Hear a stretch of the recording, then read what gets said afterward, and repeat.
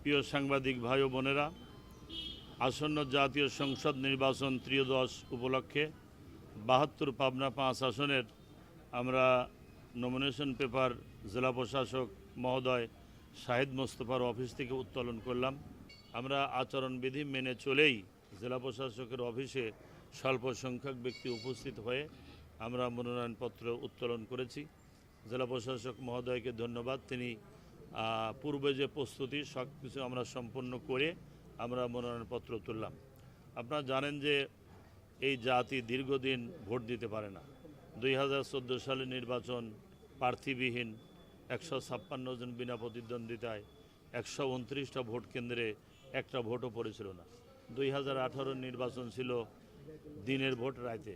2024-এর নির্বাচন ড্যামি নির্বাচন আপনারা জানেন। জাতি আগামী নির্বাচনের ব্যাপারে আশা করছে নতুন প্রজন্ম তারা তাদের গণতান্ত্রিক অধিকার ভোট অধিকার তারা প্রয়োগ করতে পারবেন। আমরা পাবনা ৫ আসনে 5,20,000-এর অধিক ভোটার, 163টা ভোট কেন্দ্র। আমরা নির্বাচনী কার্যক্রম অনেক আগেই শুরু করেছি কেন্দ্রের সিদ্ধান্তের আলোকে। আমরা আশা করি আগামী দিনে এদেশের মানুষ 54 বছর বঞ্চিত ছিল, নিষ্পেষিত ছিল। 3 কোটি শিক্ষিত বেকার সৃষ্টি হয়েছে, গ্রামীণ অবকাঠামো উন্নয়ন হয় নাই, মানুষের মৌলিক চাহিদা অন্ন বস্ত্র বাসস্থান শিক্ষা চিকিৎসার গ্যারান্টি এ জাতি পায় নাই।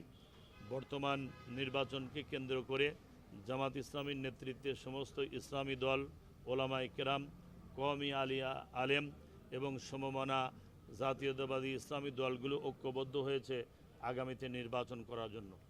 আমরা আশা করব জাতি এই নির্বাচনে অংশগ্রহণ করবে।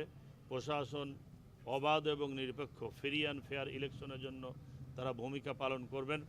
বিজয়ের ব্যাপারে আমি আশাবাদী। এই আসন থেকে বারবার মাওলানা আব্দুস সোবহান সাহেব নির্বাচিত হয়েছেন। আমি পৌরসভায় 11 সালে প্রার্থী ছিলাম মেয়র, 14 সালে এখানে উপজেলা পরিষদের নির্বাচন করেছি, 18 সালে মহাজোটের প্রার্থী হিসাবে এখানে নির্বাচন করেছি। তো আমার নির্বাচনের প্রস্তুতি অনেক আগের থেকেই। আমার ধারণা পাবনাবাসী এবার দাঁড়িপাল্লার পক্ষে ভোট দিয়ে আমাকে নির্বাচিত করবে।